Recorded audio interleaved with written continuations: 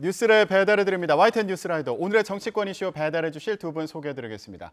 수요일의 콤비죠. 임경빈 시사평론가, 정치부 이만수 기자 나와 있습니다. 두 분 안녕하세요. 안녕하세요. 네, 자 오늘도 정치권 이슈 분석 잘 해보겠습니다.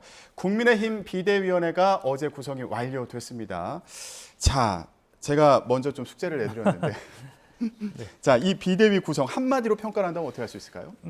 일단은 국민의힘 내부에서 여러 가지 고심이 있던 걸로는 보이는데 저는 일단은 뭐 정면 돌파하겠다. 정면 지금 돌파. 어수선하고 여러 가지 뭐 지역 안배와 이런 부분에 있어서 통합과 균형을 맞춘 것은 맞아 보이는데 어떻게 보면 또 그 친윤계 색채가 오히려 강화된 느낌이 적지는 그래요? 않거든요. 그런 예. 면에서 지금 일고 있는 논란에 대해서 정면 돌파하겠다는 의지로 보이고요.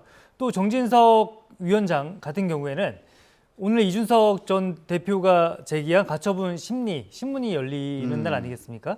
그런데 이 14일 후로 미룰 수 있다는 이야기도 좀 나왔었어요. 왜냐하면은 결정을 보고서 비대위 구성을 마무리 지을 수도 있겠다는 전망이 나왔는데 그렇지 않고 더 이상 기다릴 수 없다. 네. 그런 면에서 속전속결로 해서 일단은 최대한 서둘러서 진행하겠다는 그런 의지, 그런 것도 좀 읽히기는 했습니다. 예, 그러니까요. 가처분 결과에 따라서 비대위가 어떻게 될지 모른다. 저희 리포터에서도 네네. 소개를 해드렸는데 그 전에 이제 구성을 완료한 그렇죠. 그런 상황입니다. 평론가님 이만수 어떻게 보셨어요? 기자님 말씀을 받아서 하자면 사실 뭐 예전에 지금은 이제 KTX 체제가 다 안정화가 돼가지고 덜한데 옛날에 통일호 있던 시절에 이제 기차 그 플랫폼에 가면 네. 차장님이 이렇게 탕탕 치면서 예. 일단 출발하는 경우가 있어요. 그러면 늦게 도착한 손님들이 막 뛰어와가지고 이제 이 기차에 올라타고 그랬는데 네. 그거랑 좀 비슷한 장면이 어저께 연출이 됐습니다. 주기환 비대위원이 임명이 됐다가 예. 1시간 반 만에 이제 고사를 하고 다시 전주의 의원이 비대위원으로 임명되는 그런 일이 있었는데 그러니까요. 마치 그 일찍 출발한 통일호 열차를 올라타기 위해서 이제 이 승객들이 뛰어 올라오는 것처럼 약간 좀 급하고 하급하게 좀 진행이 된다라는 느낌이 있고요. 오늘 이제 뭐 새 비대위원회가 이제 현충원 참배를 한다고 하는데 현충원에서 이제 행사 준비하시는 분들 입장에서는 국민의힘 지도부가 이번 달에 도대체 몇 번째 오는 거냐 그런 생각이 들 것 같아요. 이번에야말로 좀 안정화가 돼가지고 뭐 여러 좀 불편을 끼치고 있는 국민들한테도 좀 불편한 마음을 많이 들게 하는데 안정화가 좀 돼서 이번에는 좀 그런 일이 없었으면 좋겠다라는 생각을 좀 하게 합니다. 예, 차기 당대표가 이제 뽑힌 다음에 또 현충원을 가는 네. 그런 상황이 올지 지켜봐야겠습니다. 평론가님, 그런데 아까 네. 잠깐 말씀해 주셨는데 주기환 전 광주시장 후보잖아요. 그렇죠. 예, 그리고 동시에 주호영 비대위에서도 비대위원으로 비대위원 했었죠. 임명이 됐었잖아요. 네. 근데 이번에도 이제 선임이 됐다가 한 90분 만에 사의를 밝혔어요. 네. 예, 제가 좀 아까 잠시 뒤에 그 배경을 좀 알아보겠다 그랬는데 네네. 어떻게 볼 수 있을까요? 그러니까 이제 보도된 내용을 보니까 뭐 초선 의원들 중심으로 이제 이번 비대위 인선에 대해서 이제 평가하시는 분들 중에 그런 얘기 하시더라고요. 이제 주기환 비대위원 같은 경우는 이렇게 명확하게 의사를 확인하지 않은 상태에서 일단 인선 발표한 거 아니냐라는 얘기가 나올 정도로 사실 비대위원 임명했다가 1시간 반 만에 거둬들이는 경우는 거의 뭐 초유의 일인 것 같아가지고 그만큼 좀 이제 의사소통이 좀 원활하지 않았던 거 아니냐라는 얘기들은 주변에서 나오는 것 같아요. 예. 근데 처음에 주호영 비대위원회 시절에 이제 비대위원회 임명됐을 때도 너무 뭐 친윤계 인물이다라는 비판은 좀 있었습니다. 왜냐하면 윤석열 대통령이 광주 고검에서 일하던 시절에 예. 그때 수사관으로 좀 호흡을 맞췄었던 오랜 인연이 있고 뭐 그리고 이제 얼마 전에는 대통령실에서 그 주기환 비대위원의 아들이 일하는 걸로 밝혀지는 바람에 또 사적 채용 논란도 있었고요. 이제 그런 인물이다 보니까 원래도 논란이 있었는데 다른 비대위원들은 다 기존 위원들은 이제 사퇴를 했는데 주기환 비대위원만 계속해서 자리를 유지하게 되면 뭐 법원에서 지금 이제 가처분 신청 준비하는 입장에서 봤을 때도 좀 부담이고 좀 여론의 부담도 있을 수 있을 것 같고 그런 차원에서 이제 사퇴를 한 게 아닌가 싶은 생각은 좀 듭니다. 예, 저는 어제 네. 주기환 전 비대위원이 이제 사의를 밝혔다 이 얘기를 보면서 그러면 친윤 색채가 좀 옅어지는 거 아닌가, 그거 좀 고려한 거 아닌가라고 생각을 했는데 네. 아까 말씀하신 것처럼 아직 친윤 색채가 좀 강하다, 이거 결국에 윤심 비대위 아니냐 이렇게 얘기하는 경우들도 있더라고요. 그러니까 이제 정진석 위원장 같은 경우에도 고심이 크기는 했을 겁니다. 그러니까 어제 평론가님 설명을 잘 해주셨지만 오전 10시에 보도자료를 배포하고 그게 불과 1시간 반 만에 뒤집혔잖아요. 그러니까 저희가 머릿속으로 상상을 해보면 돼요. 그럼 만약에 이제 정진석 위원장이 주기환 위원장에게 제의를 했을 테고 수락을 했을 거 아닙니까?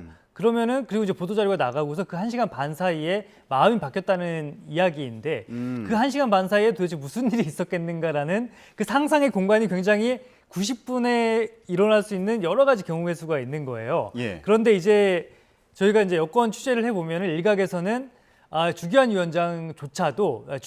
위원조차도 기존 멤버가 그대로 들어오는 줄 알고서 일단은 오케이를 했는데 나중에 명단 발표된 걸 보니까 왜 나만 다시 들어가느냐 이렇게 해서 이제 고사를 했다는 의견이 하나가 있고요. 해석이 예. 하나가 있고 하나 같은 경우에는 실제 발표를 해봤더니 친윤이라는 점이 너무 도드라지게 강조가 되다 보니까 본인도 좀 부담을 느꼈을 테고 예. 역시나 대통령실에서도 사실 윤석열 대통령이 지금 할 일이 많거든요. 그러니까 이런 부분에 있어서 다시 친윤 프레임이라는 것에 여당과 대통령실이 갇히는 효과에 대해서 좀 우려하는 목소리가 커지면서 자연스럽게 고사한 거 아니냐 이런 지적도 나오고 있고요. 예. 그 정진석 위원장이 꾸준히 강조했고 국민의힘에서 여러 차례 강조한 것은 이용호 의원이잖아요. 그러니까 그 저 호남에 이용호 의원에게 먼저 제안을 했는데 이용호 의원이 거절하면서 지역 안배를 위해서 주기환 의원에게 다시 제안을 한 건데 이 호남 얘기를 하고 목소리요? 있었어요. 예, 그렇습니다. 그러니까 친윤이라는 부분에 대해서 국민의힘 내부에서도 굉장히 부담스러워했던 것은 분명하고요. 그렇기 때문에 이용호 의원에게 제안을 했었다라는 점을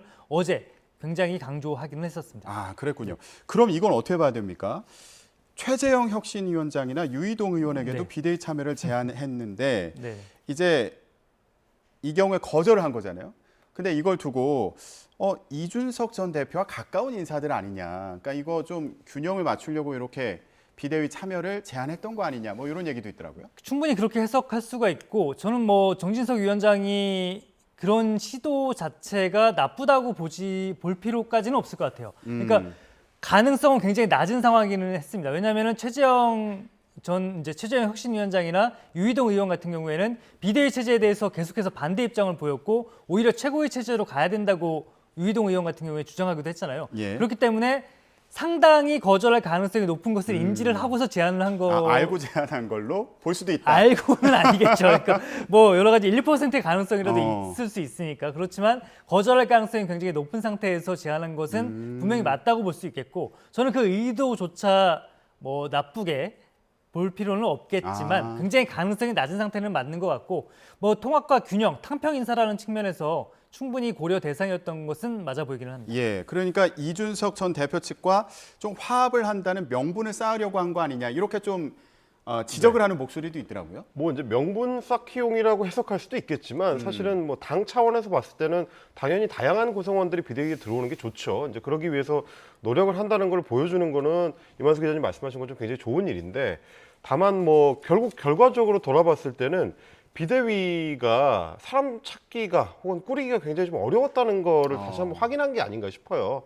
주기환 비대위원을 이제 선임을 했다가 다시 되돌렸지만 전주의 의원 같은 경우도 소위 이제 언론에서는 최근에는 신윤핵관으로 이제 분류하는 인물이기도 하고 뭐 정점식 의원 같은 경우도 재선 그룹 중에서 이제 가장 선두에 있는 친윤계 인물로 꼽히기도 하거든요. 지난번에 이제 재선 의원들이 이제 비대위를 강력하게 밀어붙일 때, 몰아붙일 때도 그때 이제 연명을 했었던 주요 인사 중에 한 명이고 예. 이런 인사들로 주로 꾸려진 비대위인 걸 보면 다른 좀 다양한 구성원들이 대부분 들어오기를 꺼려한다라는 해석도 좀 가능할 것 같습니다. 왜 그럴까요? 일단 뭐 아시다시피 지금 이제 오늘 당장 가처분 신청 심리가 이루어지잖아요. 그럼 이 비대위가 앞으로 계속 될 수 있을지 없을지도 모르는 상황이고 그리고 계속 된다고 하더라도 실질적인 권한을 갖고 있는 비대위라기보다는 전당대회를 준비하는 차원의 비대위에 그칠 가능성이 크고 그러면 뭐 정책 야심이 조금 더 이제 넓게 보고 있는 사람 같으면 굳이 이 비대위에 참여를 해야 되느냐 이런 생각을 할 가능성이 있는 거죠. 뭐 여러 가지 측면에서 봤을 때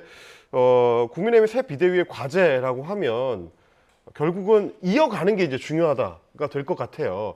뭐 예전에 뭐 이런 비유는 좀 그렇습니다만 저희가 이제 어릴 때 오락실에 가면은 게임을 하다가 게임 오버가 되는 경우가 있어요. 그렇죠. 잘못해서. 그러면 이제 거기에 이제 화면에 그런 게 뜹니다. 컨티뉴 계속 게임을 하고 싶으면 인서트 코인 빨리 코인을 동전 동전을 빨리 집어넣으라는 거죠. 말하자면 지금 이제 비대위의 과제라는 거는 빨리 동전을 채워 넣어서 다음 게임으로 넘어갈 수 있게 지금 연결을 해줘야 되는 거라 예. 충분히 지금 동전을 갖고 시작하는 게임이냐 이게 이제 과제일 것 같고 결국은 오늘 이루어질 가처분 심리를 통해서 가처분을 극복하는 거 그게 뭐 할 수 있는지 여부와는 별개로 비대위의 새 과제다 이렇게 봐야 될 것 같습니다. 가처분 신청 관련해서요. 네. 이제 오늘 심리가 열리는데 이 심리가요. 일단 정진석 비대위원장 직무 관련해서는 심리를 연기해달라고 했고 실제로 이제 2주 뒤로 네, 연기가 28일. 예. 근데 당원 개정 관련해서 이거를 무효로 해달라고 낸 가처분 신청. 그러니까 이 비대위의 근거가 되는 거잖아요. 이거에 대한 심리 오늘 진행이 되는 건데 그렇습니다. 정말 좀 어떻습니까? 일단은 어떻게 뭐 결론이 날지에 대해서는 정말 좀 뭐 지켜봐야 될 것 같기는 해요. 그런데 이제 이 시간 타임테이블로 보면 오늘 당원 개정안에 대한 가처분 심리가 있고요. 그리고 이제 16일 날 이준석 대표 경찰 소환이 있고 28일 날 정진석 비대위 집행정지 가처분 심리가 열리는 날이면서 예. 동시에 윤리위도 잡혀 있거든요. 아. 그렇기 때문에 일단은 정진석 비대위 입장에서는 이런 모든 일정을 촘촘히 계산하면서까지 기다릴 수는 없다는 판단 하에서 예. 일단은 뭐 비대위의 거대한 수레바퀴는 일단은 굴러가게 두자. 그리고 거기에서 나오는 각각의 상황에서 대응을 하겠다는 취지로 보이기는 하고요. 그리고 이제 문제는 저희가 뭐 몇 주째 계속 같은 말씀을 드리고 있기는 하지만 어쨌든 간에 같은 재판부예요. 같은 재판부에서 세워둔 논리, 그러니까 만들어진 비상 상황이라는 점, 그리고 소수, 전국이라든지 상임 전국위의 소수의 정당 관계인들이 그 민주적 절차적 정당성을 지닌 대표의 직무 정지를 과연 할 수 있겠느냐라는 그 기둥에 있어서 예. 논리의 근간을 과연 국민의힘에서 깰 수 있을지는 좀 지켜봐야 될 것 같기도 하고요. 예. 저 같은 경우는 개인적으로는 뭐 당원 개정은 정당의 개인적인 고유의 업무이기 때문에 재판부에서 인정을 하더라도 결국에 28일에 직무집행 정지에 대해서는 이준석 전 대표가 복귀할 길을 결국에는 막는 거기 때문에 이것은 회복할 수 없는 손해를 끼친다. 그래서 뭐 받아들일 수 없다. 뭐 직무집행 정지 인용이 나지 않을까라고 조심스럽게 예상을 해보는데 예. 제가 요새 이렇게 타율이 좋지는 않습니다. 오늘 이제 심리를 하고 지난번처럼 이제 좀 시간을 둔 다음에 결론이 나올 묶어서 수도 있죠. 저는 뭐 지금 재판부의 어떤 성격과 성향을 보면은 오늘 심리를 하고서 어떻게 뭐 언제쯤에는 결론을 내리겠다라든지 예. 혹은 28일 날 기자들이 관심이잖아요. 그러면 이게 과연 오늘 당원 개정안을 통한 전국의 의결에 대해서만 판단을 할 것이냐 아니면은 이 판단을 한 뒤에 바로 결과를 내놓을 것이냐 아니면은 28일 날 정진석 위원장 직무집행 정지에 대한 가처분 신청까지 함께 판단해서 함께 결론을 내릴 것이냐가 사실은 가장 큰 관심이에요. 그러니까 기자들이 가장 큰 관심이 저희의 이제 고유의 업무이기 때문에 가장 큰 관심이기도 하지만 일반 유권자들이나 국민들이 봤을 때도 뭐 큰 관심사이기 때문에 저는 재판부에서 좀 정리를 해주지 않을까 싶기도 합니다. 예, 알겠습니다. 말씀하신 것처럼 사실은 두 개가 묶여 있어요. 그러니까 당원 당규의 개정 절차하고 뭐 정진석 비대위에 대한 판단이 사실 따로 떨어져 있는 게 아니거든요. 그렇습니다. 앞에 게 결정이 나면 사실 뒤에 거는 거의 자동 결정이 나는 수순을 갈 수밖에 없기 때문에 이만수 기자님 전망해 주신 것처럼 14일, 그러니까 오늘의 일단 당원 개정 절차에 대해서 심리를 하고 나면 이거에 대한 판단이 나오면 아마 뒤로 예정돼 있는 거를 당겨서 하거나 묶어서 할 가능성이 이제 충분히 있다. 이제 이렇게 보실 필요는 있을 것 같아요. 예, 알겠습니다. 이제 저희가 국민의힘 상황 얘기해봤는데 마지막으로요, 간단히 이재명 민주당 대표가 이제 성남 FC 후원금 의혹과 관련해서 검찰로 송치가 된 그런 상황인데 이 부분 네. 간단히 짚어볼게요. 평론가님, 네. 제3자 뇌물 공여 혐의로 이제 재판에 넘겨진 그런 상황입니다. 근데 이재명 대표를 보면 이거 관련 질문에는 대답을 안 하더라고요. 그러면서 영수회담하자 이렇게 제안을 한 상황이잖아요. 이거 어떻게 봐야 됩니까? 어떤 전략인 거예요? 지금 사실 그 수사 관련해서는 이재명 대표는 지속적으로 같은 전략을 취하고 있는 것 같아요. 직접적인 질문에 대해서는 본인이 답변하지 않고 뭐 김의겸 대변인이라든지 혹은 이제 최고위원들 중심으로 이제 대응을 하는 쪽에 초점을 맞추고 본인은 계속해서 이제 민생 그리고 대통령한테 영수회담을 지속 제안하는 거 이 전략을 지금 세운 것 같은데 실제 이게 이제 여론에 작동을 할 것인지는 좀 지켜봐야 될 것 같습니다. 이번 추석 전후한 기간에 나왔었던 여론조사 결과를 보더라도 검찰 수사에 대해서는 국민 여론이 뭐 이재명 대표 쪽에 그렇게 썩 그 유리한 흐름은 아니긴 하거든요. 검찰이 이제 수사를 진행하고 있는 거에 대해서는 의혹이 있는 부분을 밝혀야 된다는 쪽에 조금 더 무게가 실려 있는 상황이기 때문에 뭐 대표의 어떤 그 언론 전략, 대응 전략에서는 그렇게 할 수 있겠지만 실제로 그게 작동할지는 민주당도 좀 지켜봐야 될 것 같고 예. 다만 어제 이제 제3자 그 뇌물 공여죄에 대해서 이제 경찰이 송치한 내용을 봤을 때는 일단은 이재명 대표에 대해서 직접 그 소환 조사라든지 아니면 서면 조사를 못 했고요. 이제 뭐 경찰에서는 이제 필요가 없었기 때문에 안 했다고 합니다만은 그런 부분이 있고 또 하나는 자금 흐름에 있어서는 이재명 대표나 이재명 대표 주변 측근 인사들한테 직접적으로 돈이 흘러간 정황까지는 이제 밝혀내지는 못했습니다. 이런 차원들이 이제 검찰에서는 어느 정도로 좀 심화해서 내용을 좀 드러낼 수 있을지 그거에 따라서 이 이재명 대표의 대응이 맞느냐 틀리느냐까지도 이제 결정이 되지 않을까 싶습니다. 그러니까 지금 대응을 보면은 이재명 대표는 민생을 좀 강조하는 행보를 보이는 것으로 보이고 민주당에서 여러 의원들이 나서서 이거 뭐 정치 보복이다 이러면서 반발하고 있는 그런 상황이잖아요. 근데 이런 상황을 놓고 보면은 국민의힘 입장에서는 봐라 이거 방탄 위한 그런 전략 아니냐. 그리고 그렇죠. 이재명 사당화되는 거 아니냐. 이렇게 네네. 비판할 수 있을 것 같아요. 그렇습니다. 그러니까 또 이제 이게 이재명 대표의 대표 그리고 민주당을 향한 검찰 수사의 압박인 동시에 민주당이 이걸 고리로 해서 지금 김건희 특검이라든지 국정조사를 강하게 요구를 하고 있잖아요. 그렇기 때문에 국민의힘 입장에서도 이거를 그냥 두고 볼 수만은 없는 상황이 돼버렸어요. 그러니까 민주당에 대한 공세를 마찬가지로 김건희 특검이라든지 이런 부분에 대한 여론을 상쇄시키기 위해서라도 굉장히 강공으로 나갈 수밖에 없는 거고요. 뭐 저희 취재 기자들끼리 이야기지만 어떻게 보면은 지금 여의도의 긴장도가 대선 때의 긴장도만큼 사실은 굉장히 높아요. 그렇기 때문에 지금 뭐 이재명 대표가 윤석열 대통령과 영수회담을 거듭 제안하고 있기는 하지만 대통령실 분위기를 보면은 아니 계속해서 뭐 김건희 여사에 대한 특검을 요구하고 있고 뭐 탄핵 운운하고 있는데 이런 상황에서 어떻게 그 말을 진정성 있게 받아들이겠느냐라는 대통령실의 분위기도 다소 읽히고 있기는 하거든요. 그렇기 때문에 지금 어떻게 보면은 여의도의 긴장도가 대선 수준에 버금가는 정도로 높기 때문에 여야의 뭐 치고받는 공방, 난타전이 상당 기간 계속될 것으로 예상되기는 합니다. 지금 연장선상에서 네. 민주당 지도부 인사들 같은 경우에 대통령 탄핵을 암시하는 발언을 하는 경우도 있어서 이거 이러다가 그렇죠. 역풍 부는 거 아니냐. 그러니까 네네네. 민주당에게 오히려 안 좋은 전략 아니냐 이런 얘기를 하는 경우도 있고요.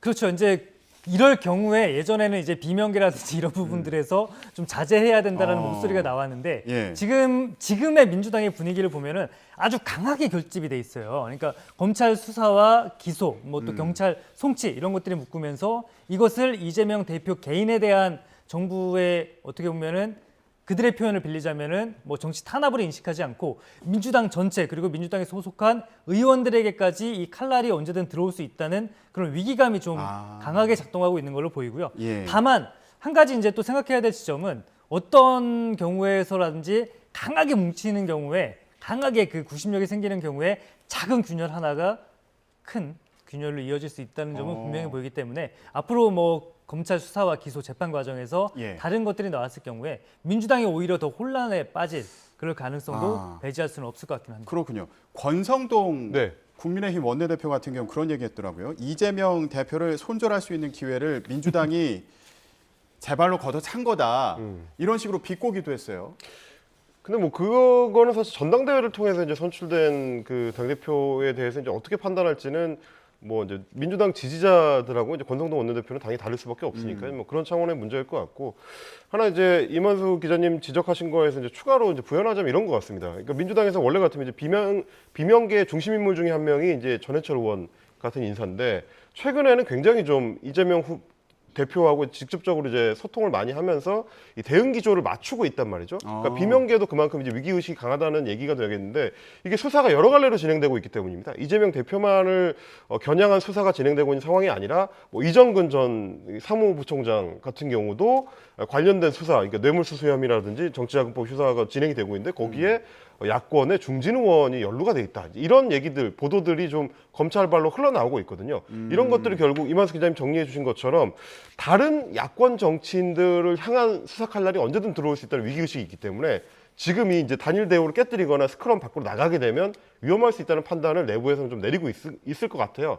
그런 부분들도 당분간은 민주당의 대우가 유지되는 데 있어서 상당한 구심력으로 작용할 가능성이 크다. 좀 이렇게 좀 보여집니다. 뭐 작은 균열이 생기면은 오히려 흐트러질 수도 있다 이렇게 전망을 좀 해주셨는데 네. 뭐 그럴 가능성이 있다면 뭐가 있을 수 있는 겁니까? 간단하게 좀 예상을 해보면. 그러니까 이제 예를 들면 이런 겁니다. 민주당 입장에서는 아직까지 이재명 대표한테 제기되고 있는 수사 의혹들이 치명적인 수준은 아니라고 보는 거예요. 뭐 이를테면 어저께 뭐 기소 의견으로 송치를 하긴 했지만 직접 돈을 받았던 정황이라든지 측근들이 연루돼 있다는 뭐 자금 흐름 이런 게 안 나왔기 때문에 김건희 여사에 대해서 뉴스타파를 통해서 제기됐던 녹취록 같은 조금 더 명확한 어떤 증거 이게 나오기 전까지는 괜찮은데 그게 혹시 이제 뭐 쌍방울 관련된 수사나 아니면 뭐 이번 이제 성남 FC 관련 수사에서 더 구체적인 증거가 나왔을 때는 어떤 반응이 나올지를 이제 봐야 되는 거죠. 그리고 이제 민주당 같은 경우에 보면은 그 어제도 그렇지만 앞으로 여러 건의 이제 대표가 받고 있는 의혹이 있잖아요. 거기에 대해서 한 가지 원칙을 정했어요. 앞으로도 소환에 응하지 않겠다. 특권도 권리다. 이런 식으로 이야기를 했는데 평론가님 말씀대로 검찰이나 그 검찰의 예전에 아주 나쁜 관행이죠. 어떻게 보면 수사 흘리기 같은 거를 통해서 그런 치밀한 전략하에 만약에 검찰이 움직인다거나 아니면은 뭐 언론 취재 등을 통해서 어떤 그 근거가 될 만한 물증들이 제시가 된다고 했을 때 과연 이제 민주당이 어떻게 응할지를 한번 또 지켜봐야 될 것 같고요. 물론 뭐 이런 과정이 없을 수도 있겠죠. 민주당이 주장하는 것처럼 검찰의 과잉 수사일 수도 있을 테고 정확한 물증이나 증거 제시 없이 수사가 진행될 수도 있겠지만 뭐 한번 지켜는 봐야 될 것 같긴 합니다. 예, 알겠습니다. 민주당 전체가 지금 한 배를 탄 그런 운명이 아닌가. 예, 그러니까 이제 듣다 보니까 비명계 그런 생각이 드네요. 의원들도 이제 뭐 전화 통화를 해보거나 만나보거나 하면은 기조가 예전과는 굉장히 많이 다르긴 해요. 그래요? 그러니까 경선 때 같은 경우에는 이재명 대표에 대해서 조금 부정적인 생각을 가졌던 많은 의원들도 지금 이 상황에 대해서는 명백하게 윤석열 정부의 야당에 대한 탄압으로 규정하고 있고 굉장히 발언 수위가 좀 높아서 저도 문득문득 놀라기도 합니다. 아, 네. 그렇군요. 이제 다음 주부터 본격적으로 정기국회가 시작이 될 텐데 앞으로 좀 협치가 잘 될지 이거 참 의문입니다. 다음 주에 한번 얘기를 나눠보도록 하겠습니다. 정치권 이슈 여기까지 듣겠습니다. 임경빈 시사평론가, 정치부 이만수 기자였습니다. 두 분 고맙습니다. 네, 고맙습니다.